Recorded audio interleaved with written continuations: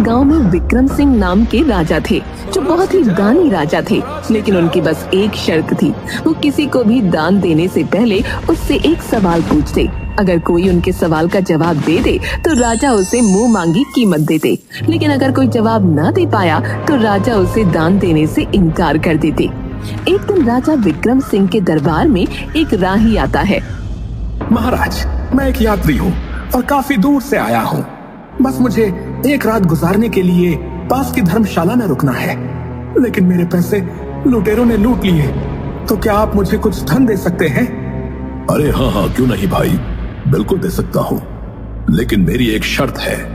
तुम्हें मेरे एक सवाल का जवाब देना होगा। जी महाराज, पूछिए। तुमने कहा कि तुम एक यात्री हो, लेकिन यात्री तो सिर्फ 2 हैं। अब बताओ कौन कौन? वो आदमी बहुत देर तक सोच में डूबा रहता है। महाराज, क्षमा कीजिए, लेकिन मुझे आपके सवाल का उत्तर नहीं आता। तो क्षमा कीजिए, मैं आपकी सहायता नहीं कर पाऊंगा, क्योंकि मेरा नियम है कि जो कोई मेरे प्रश्नों का उत्तर नहीं देता, मैं उसे दान नहीं देता। लेकिन महाराज, मेरे पास रुकने के लिए कोई स्थान नहीं है। परंतु जो मेरे प्रश्नों का उत्तर नहीं देता, मैं उसे दान नहीं देता। फिर आदमी चिंता के भाव से जाने लगता है। रुकिए, मैं आपको दान नहीं दे सकता, लेकिन आप मेरे महल में एक रात के लिए आश्रय ले सकते हैं। आदमी के चेहरे पर मुस्कान आ जाती है। महाराज की जय हो, महाराज की जय हो। लेकिन महाराज, आपने जो प्रश्न पूछा उसका उत्तर तो बता दीजिए। मेरे प्रश्न का उत्तर था सूरज और चांद। उसी राज्य में किशन नाम का एक ब्राह्मण रहता था, जो कि अपने बीवी बच्चों के साथ रहता था। एक दिन ब्राह्मण बहुत परेशान बैठा हुआ था।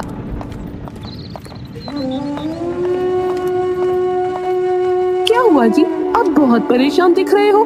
क्या करूं भाग्यवान, हमारी बेटी के ब्याह की तिथि नजदीक है, लेकिन अभी तक पैसों का बंदोबस्त नहीं हुआ है। तो परेशान ना हो तो क्या करूं? इसमें परेशान होने वाली कौन सी बात है? हमारे राजा बहुत दानवीर हैं, आप उनसे जाकर कुछ मदद ले लीजिए। वो सब तो ठीक है सुलोचना, लेकिन तुम्हें महाराज की आदत के बारे में तो पता ही है। वो दान देने से पहले प्रश्न पूछते हैं, और अगर उसमें से कोई भी उत्तर गलत हुआ तो वो दान देने से इनकार कर देते हैं। वो तो मुझे पता है, लेकिन मुझे आप पर भी पूरा भरोसा है। आपने इतने वेद पुराण पढ़े हैं, मुझे नहीं लगता कि आप उनके सवालों का जवाब नहीं दे पाएंगे। आप जाइए और उनसे कुछ मदद मांगिए। और हाँ, मैं तो कहती हूँ कि आप अजय और विजय को भी ले जाइए। बात तो तुम्हारी सही मालूम पड़ती है। ठीक है, मैं कल सुबह महाराज के पास मदद लेने हेतु जाऊंगा।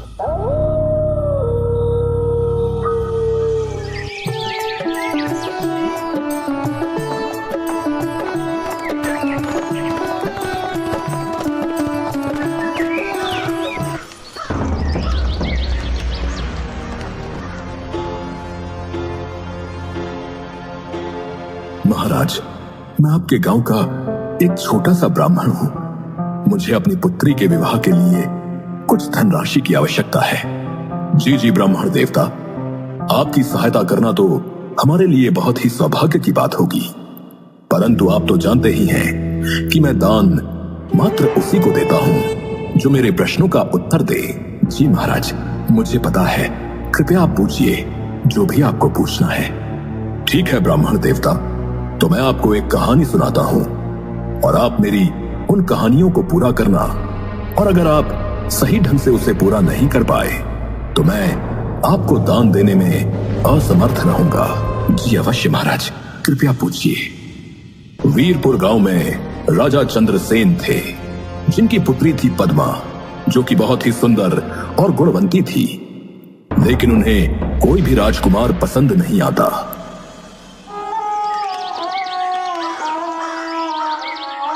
एक दिन राजा अपने कक्ष में परेशान बैठे हुए थे, तभी रानी सुभद्रा वहां आ जाती है। महाराज, आप बहुत परेशान लग रहे हैं। महारानी, अब आप ही बताइए मैं क्या करूं। राजकुमारी को कोई भी लड़का पसंद नहीं आता, अब उनकी उम्र भी हो गई है। महाराज, आप इतने परेशान ना होइए, हमारी राजकुमारी बहुत समझदार है, उन्हें पता है कि उनके लिए क्या सही है और क्या गलत। लेकिन महारानी, उन्हें राजकुमार पसंद ही नहीं आता। अब मैं अपनी पसंद के किसी राजकुमार से उनका विवाह करवा दूंगा। नहीं नहीं महाराज, ऐसा गजब मत करना। जब हमारी राजकुमारी को कोई लड़का पसंद आ जाएगा तब वो खुद ही आपको शादी के बारे में कह देंगी। और अगर आपको उनकी ज्यादा ही फिक्र हो रही है तो आप खुद उनसे बात कर लेना। ठीक है महारानी जी, मैं कल ही राजकुमारी से बात करूंगा।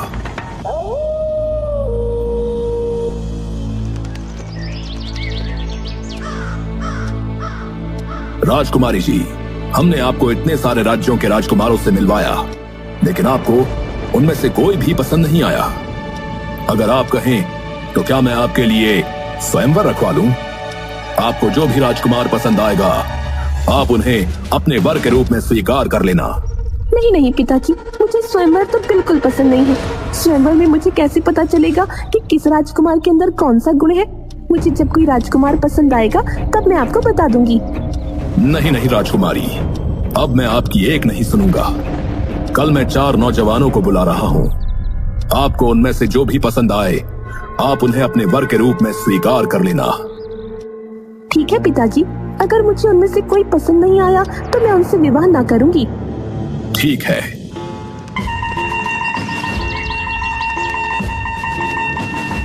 राजकुमारी, ये देखिए, ये हैं 4 राजकुमार। अच्छा, लेकिन इनमें ऐसी क्या विशेषताएं हैं जो मैं उनसे विवाह करने के लिए राजी हो जाऊं? बताइए कि आप में क्या विशेषताएं हैं? महाराज, मैं कपड़ा बेचकर जितना भी धन कमाता हूँ उसका एक हिस्सा मैं देवताओं को चढ़ाता हूँ।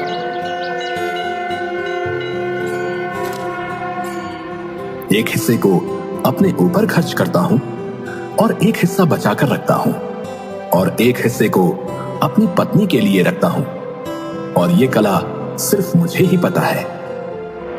अगर तुम इनसे शादी करोगी तो तुम्हें कभी भी पैसे की तंगी नहीं देखनी पड़ेगी। हाँ, अब आप बताइए कि आप में क्या गुण है? महाराज, मैं सभी पशु पक्षियों की बोली जानता हूँ। मैं किसी भी पशु पक्षी की बोली आपको सुना सकता हूँ और समझ भी सकता हूँ। महाराज, मुझे सारे वेदों, उपनिषदों और पुराणों का ज्ञान है। अगर आप चाहें तो आप मुझसे कुछ भी पूछ सकते हैं। अभी उसकी आवश्यकता नहीं है। समय आने पर हम आपकी परीक्षा लेंगे। हाँ बताइए, तुम में ऐसा क्या खास गुण है जो मेरी बेटी तुमसे विवाह करे? महाराज, पशुओं की आवाज निकालना कोई बड़ी बात नहीं और वेद उपनिषदों का ज्ञान भी बहुतों के पास होता है। और पैसों को कैसे और कहां खर्च करना है ये भी बहुत सारे लोग जानते हैं। लेकिन जो मुझ में विशेषता है वो बहुत कम लोगों में देखने को मिलती है।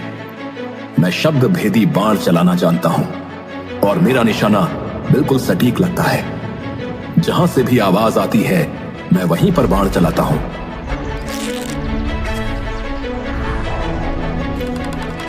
और मेरा निशाना आज तक नहीं चुका। हाँ तो राजकुमारी, बताइए, आप इन 4 में से किसे अपना वर चुनेंगी? हाँ तो बताइए ब्राह्मण देवता कि राजकुमारी इन 4 लड़कों में से किससे शादी करेगी? महाराज, राजकुमारी बहुत ही समझदार थी। अगले दिन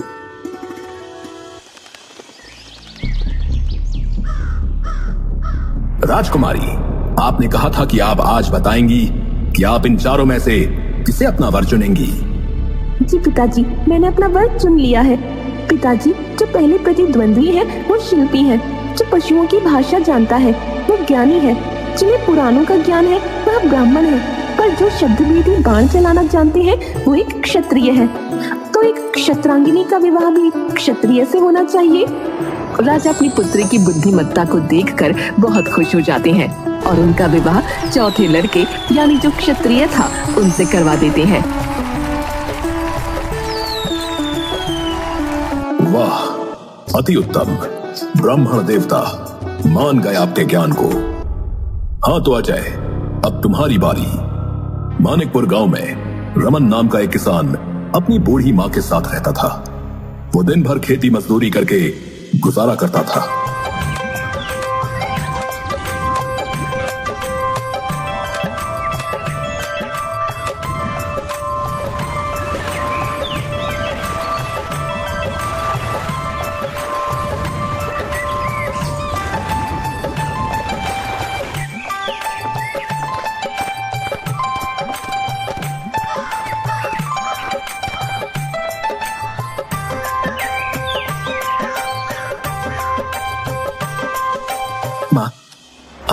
कितनी बार कहा है कि आप कुछ काम मत किया कीजिए, मैं करा लूंगा सारे काम।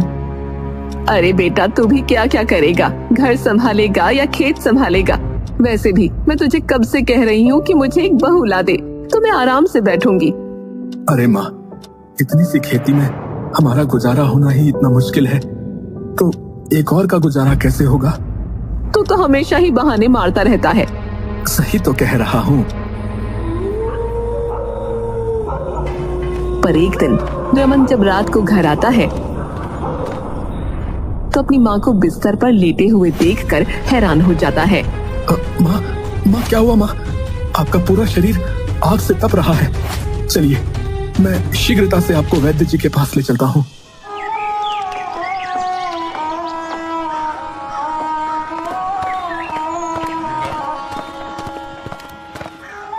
वैद्य जी, देखिए ना, मेरी माँ बहुत ज्यादा ज्वर में है।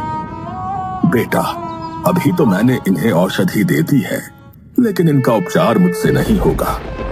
तुम एक काम करो, शहर जाकर किसी अच्छे से डॉक्टर को अपनी माँ को दिखाओ। ठीक है वैद्य जी, जैसा आप कहें मैं वैसा ही करूंगा। लेकिन बेटा, तुम्हें कम से कम 15-20 हजार रुपयों का इंतजाम करना पड़ेगा। मैं अपनी माँ के लिए कुछ भी कर सकता हूँ। रमन उसकी माँ को घर ले आता है। माँ को शहर में अच्छे डॉक्टर को भी दिखाना है, लेकिन पैसों का क्या करूंगा? कहाँ से लाऊंगा इतने पैसे? बेटा, तुझे मेरी फिक्र करने की जरूरत नहीं है। अब मैं बूढ़ी हो चुकी हूँ, मेरी जितनी उम्र थी मैं जी चुकी हूँ। ऐसा मत बोलो माँ, मैं अभी सेठ दयाराम से कुछ पैसे उधार लेकर आता हूँ, उन्हें बाद में चुका दूंगा। वैसे भी वो पिताजी के बहुत अच्छे मित्र थे, हो ना हो वो हमारी सहायता अवश्य करेंगे।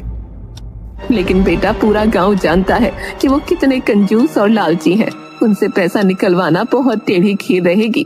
माँ, मेरे लिए इस पूरे संसार में आपसे बढ़कर और कोई नहीं, और इस वक्त उनके अलावा मेरी सहायता और कोई भी नहीं कर सकता, इसलिए मैं जा रहा हूँ। रमन जल्दी से सेठ दयाराम के पास पहुंच जाता है। सेठ जी, मुझे 20,000 रुपए की आवश्यकता थी। मेरी माँ बहुत बीमार है और वैद्य जी ने कहा है कि उन्हें शहर में किसी अच्छे डॉक्टर को दिखाने की आवश्यकता है। क्या क्या क्या? 20,000 रुपए? कसम चिल्लर की, मैंने इतने रुपए तो एक साथ खुद भी खर्च ना किए होंगे, और तू एक मामूली सा छोरा है, मैं तुझे इतने सारे पैसे क्यों दूंगा? सेठ जी, मैं आपके हाथ जोड़ता हूँ, अभी मुझे पैसों की बहुत आवश्यकता है, और आपके अलावा पूरे गांव में मेरी सहायता और कोई भी नहीं कर सकता सेठ जी। अरे तो तू मुझे कंगाल करने पर ही तुला है?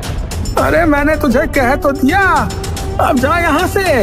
लेकिन सेठ जी, आप मेरे पिताजी के बहुत अच्छे मित्र थे, इस नाते तो मेरी सहायता कीजिए। अच्छा ठीक है, मैं कर दूंगा मदद, लेकिन मेरी भी एक शर्त है। मैं तुम्हें पैसे तभी दूंगा जब तुम मुझे एक कागज में आग और दूसरे में हवा ला कर दोगे। अगर तुमने मुझे वो ला दी तो मैं तुम्हें पैसे दे दूंगा, पर अगर तुम ना ला पाए तो फिर मुझसे मदद लेना भूल जाना भाई। ठीक है सेठ जी। रमन दौड़ता हुआ अपने घर जाता है। क्या हुआ बेटा, क्या कहा सेठ जी ने? मना ही किया होगा, मुझे पता ही था कि वो सेठ एक नंबर का कंजूस है। नहीं माँ, सेठ जी ने पैसे देने के लिए हाँ कर दी है, परंतु उनकी एक शर्त है। शर्त? मुझे तो पता ही था कि वो सेठ बहुत चालाक है, वो हर मुमकिन कोशिश करेगा पैसे देने से बचने की। वैसे क्या शर्त रखी है उस सेठ ने? माँ, उन्होंने कहा है कि मुझे वो पैसे तभी देंगे जब मैं एक कागज में हवा और दूसरे कागज में आग लेकर जाऊंगा। उस समय तो मैंने हाँ कर दी, लेकिन अब मेरी समझ में ये नहीं आ रहा है कि मैं उन्हें कागज में हवा और आग कैसे दूं? अरे तो मैं तुझे बताती हूँ। हाँ तो अजय, अब तुम मुझे बताओ कि रमन एक कागज में हवा और दूसरे कागज में आग कैसे लेकर जाएगा? अभी बताता हूँ महाराज। यशोदा एक कागज का पंखा बनाती है और रमन को दे देती है। जब तू इस कागज को हिलाएगा तो तुझे हवा मिलेगी। हवा तो ठीक है, लेकिन मैं कागज में आग कैसे लेकर जाऊंगा?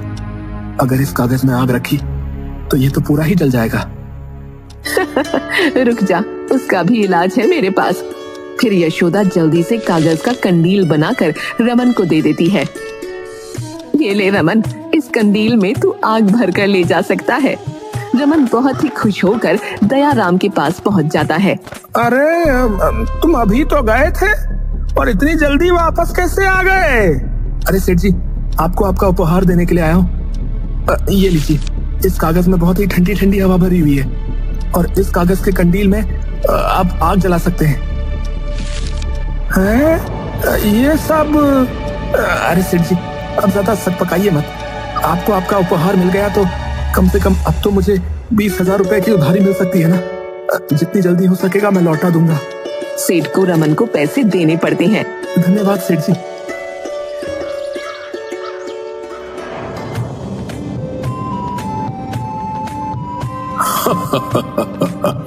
वाह अजय वाह, मैं तुम्हारे उत्तर से बहुत प्रसन्न हूँ। तो अब विजय, तुम्हारी बारी। जी महाराज, पूछिए, आपको मुझसे क्या पूछना है? विजय, तुम हमारे राज्य में से 2 ऐसे आदमी ढूंढ के लाओ जिनमें से एक ने कभी झूठ नहीं बोला हो और दूसरे ने कभी सच नहीं बोला हो। ठीक है महाराज, आप मुझे आज शाम तक का समय दीजिए, मैं ऐसे आदमी को ढूंढ कर ले आऊंगा। ठीक है।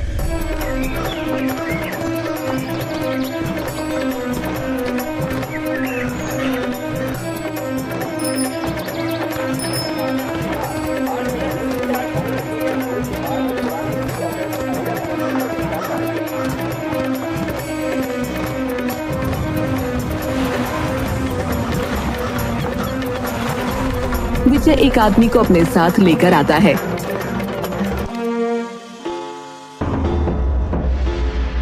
अरे विजय, मैंने तुम्हें 2 आदमियों को ढूंढ कर लाने के लिए कहा था, लेकिन तुम तो बस एक आदमी को लेकर आए हो। महाराज, इस एक ही आदमी के अंदर दोनों गुण हैं। इसने ना कभी झूठ बोला ना कभी सच बोला। पर वो कैसे?